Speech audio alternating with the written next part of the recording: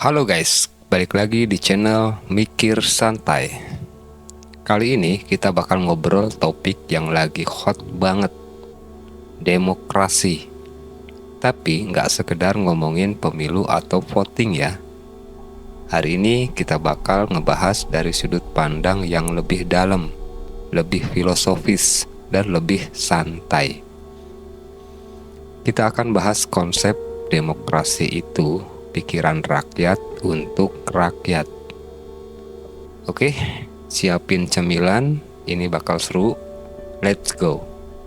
Kalau ngomongin demokrasi, yang pertama muncul di kepala pasti soal pemilu, suara rakyat, dan voting, ya kan?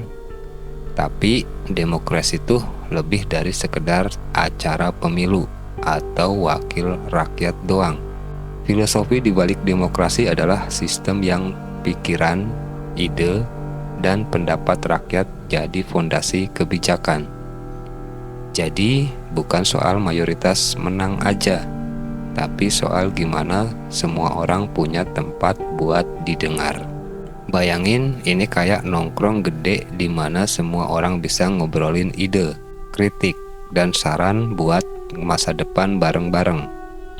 Pikiran rakyat untuk rakyat itu artinya kita semua berperan dalam nentuin kebijakan, bukan cuma elit tertentu. Sekarang masuk ke filosofi dasar demokrasi, kekuasaan rakyat. Kalau kita balik ke filsuf macam Jean-Jacques Rousseau, dia bilang di buku Sosial Kontrak, kedaulatan sejati ada di tangan rakyat. Artinya, rakyatlah yang punya kuasa buat nentuin hidup mereka sendiri.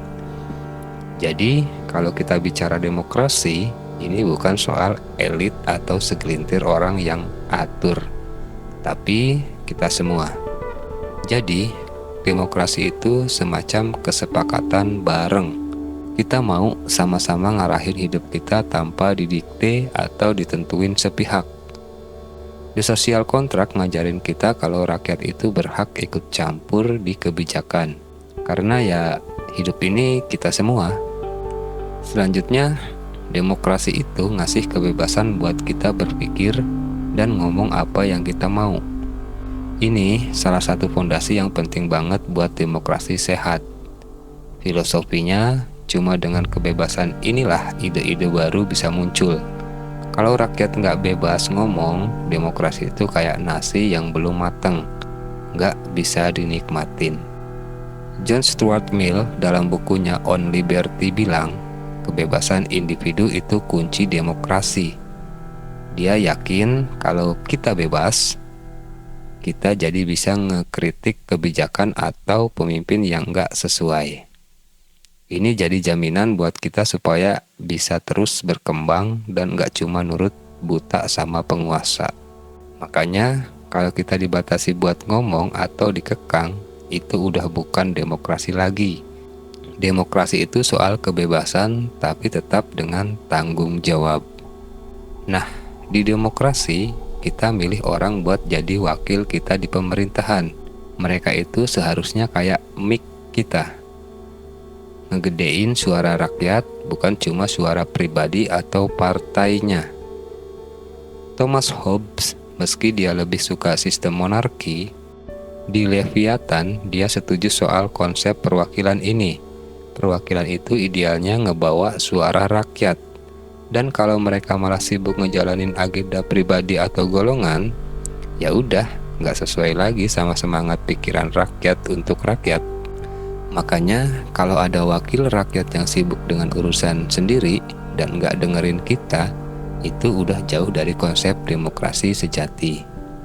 Demokrasi murni adalah representasi langsung dari suara kita. Demokrasi yang sehat nggak cuma soal mayoritas menang. Kenapa? Karena kalau mayoritas terus diikutin, minoritas bisa terpinggirkan dan itu bisa jadi masalah. Filosof Prancis Alexis de Tocqueville dalam Demokrasi in America ngomongin soal bahaya tirani mayoritas. Maksudnya, kalau demokrasi cuma ngedengerin suara yang paling banyak, minoritas bakal kehilangan hak dan ruang buat ngomong. Demokrasi itu soal keadilan. Gimana caranya semua orang, mau mayoritas, mau minoritas, tetap punya hak yang sama buat ngomong dan didengar. Demokrasi yang benar ngasih ruang buat semua, nggak cuma yang menang suara terbanyak. Inti dari demokrasi adalah kolaborasi dan solidaritas. Bukan cuma soal menang kalah, tapi soal gimana kita kerja bareng buat nyari solusi yang terbaik buat semua. Demokrasi yang sehat bikin kita bisa ngobrol, cari solusi, dan saling jaga. Kayak kata Noam Chomsky di Manufacturing Consent, demokrasi bisa rusak kalau semua informasi dikuasai sama elit. Chomsky ngajarin kita, demokrasi butuh rakyat yang melek dan berani buat ngelindungi hak-hak mereka, biar nggak ada yang nguasain sistem buat kepentingan pribadi. Jadi demokrasi yang benar itu kayak kolaborasi besar. Kita semua ikut andil, semua ide dan kepentingan didengar tanpa ada yang diabaikan.